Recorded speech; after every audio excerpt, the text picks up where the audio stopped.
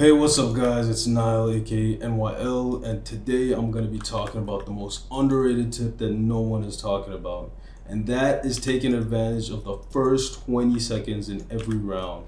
Now most of you are probably already getting the wrong idea about what I'm actually talking about. I'm not just talking about the first 20 seconds once the round has started. I'm talking about the freeze time. I see way too many players wasting freeze time by doing absolutely nothing. These first 20 free seconds that you have at the beginning of a round are absolutely pivotal in deciding how that round is going to go. Freeze time is not just a break that you use to buy weapons and joke around with your teammates before the round starts. It's given to you so that you can have important discussion with your teams and set up how you're all going to play that round. Now there are a few key things that you should be doing in every freeze time that will guarantee you the best odds of winning the round. So discussing everybody's role in the general team strategy is going to be crucial here. So first off, building a plan is the first thing you need to learn how to do. Every pro or high level player goes into every round with a solid understanding of what plays they're going to make and how they're going to use that round. You will never see them just winging it and going on autopilot. And you need to adopt that habit as well. Not having a plan means that you are following the enemy's plan and pacing. You should be the one setting the pace and having your opponents play into your hands. So how do you make the best plan? Well, the key word here is pattern recognition. Every player and team will have certain patterns that you need to be looking out for during the game. Do you notice their B-side player is holding a particular angle on most rounds? Do something about it. Nade it. Molly it. Or maybe even ask for a pop flash from a teammate.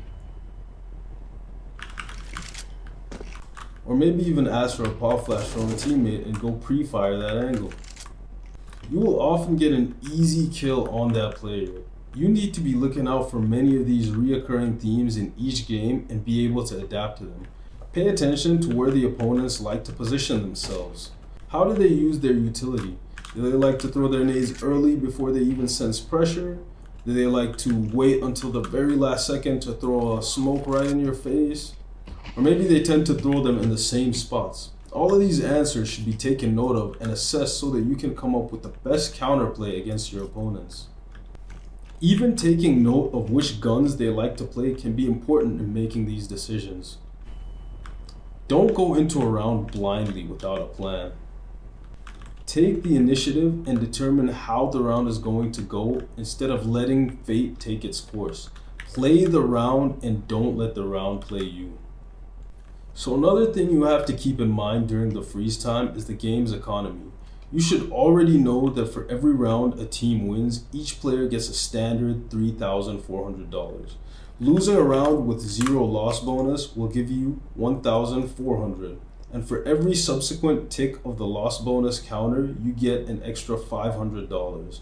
So with a max of 4, that's $2,000 extra, meaning a total of $3,400 at max loss bonus.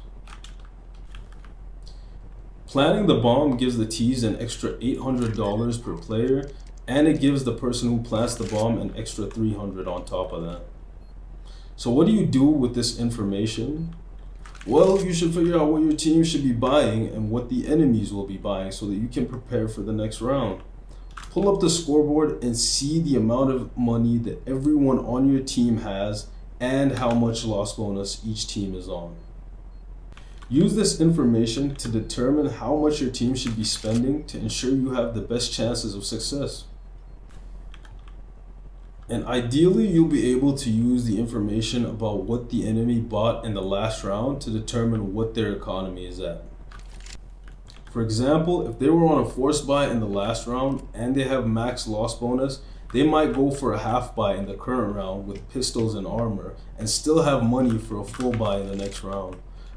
But on the other hand, if they have low loss bonus and they went for a force buy in the last round, they're probably going to go for a full eco in the current round so that they can buy in the next. You should be keeping all of this in mind as you determine what the best course of action is for your team. Of course, the economy in this game is very complex, so I can't explain everything in this video, but let me know if you're interested in seeing a video where I go more in depth about it.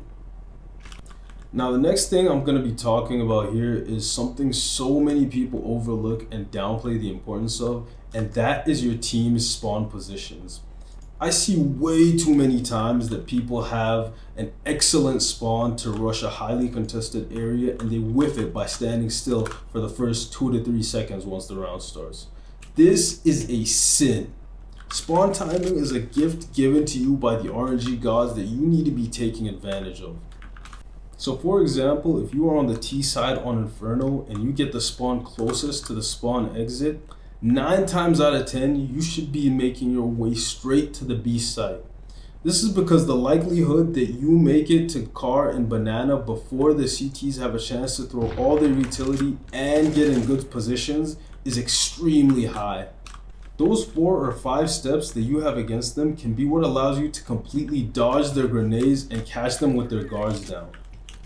So the same can be said for a number of different spawns on other maps, such as the spawn to A doors on Dust 2, or even the spawn to mid or window room in Mirage, just to name a few.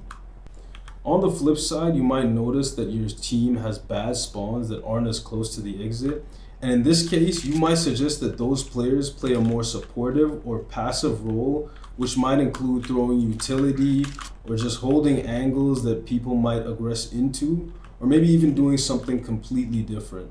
Either way, you're going to want to use these spawns to your advantage and do not let good spawns go to waste. Tell your teammates your observations and plans and try to come to a consensus on what you guys are going to do that round. Counter-Strike is, and I can't stress this enough, a team game. You've got to play with your team, so don't try to force everything on yourself or you'll definitely get tilted. Learn to work with your team because for the next 30 minutes, you're stuck with them. If someone is being cooperative, be nice and encouraging so the team morale stays up. And if someone is not being cooperative, still try to stay positive and refrain from being mean to them just because they don't want to play the way that you want to play. Most people will just play in the way that they think is best. And it's okay if that doesn't align with how you want to play. So rather than just get upset and leave them to die alone, learn to play off of them. If your teammate is refusing to follow a strategy, ask them what they're going to do and then try and keep that in mind. If they constantly rush in aggressively and die, try to get the trade. Just because they're playing on their own doesn't mean that you have to do the same. And even if they don't communicate back, you should continue to communicate because there's others that are listening. Language barriers and no micers are not an excuse to stay silent the whole game. Learn to take advantage of every situation and remain positive. This will go a long way, trust me. So to wrap things up, in your next game, you should be using your Freezetime to come up with round-winning strategies. You have to be aware of all the patterns that are happening from round to round. Take note of enemy routines and playstyles and try to actively come up with a plan to counter it. Make sure that you press tab and see what the economy is like before you actually buy your weapons. Think about whether your team can truly afford to buy or if you guys should just save for the next. And also think about what the enemies might have so that you can plan around it. And lastly, don't forget to look at the spawns. Make sure you check the spawns and see what plays are going to be best. Then communicate with your team so that everybody can work together to win that round. All of this is what the Freezetime is for, so make sure that you guys don't waste it.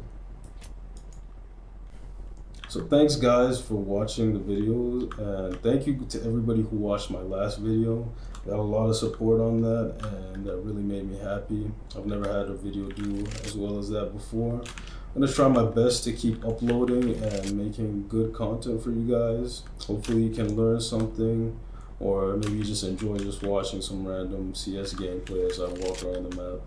Either way, I really appreciate it, everybody. And let me know if you guys want to see more or what you guys want to see, or if you guys have just general feedback from me as well.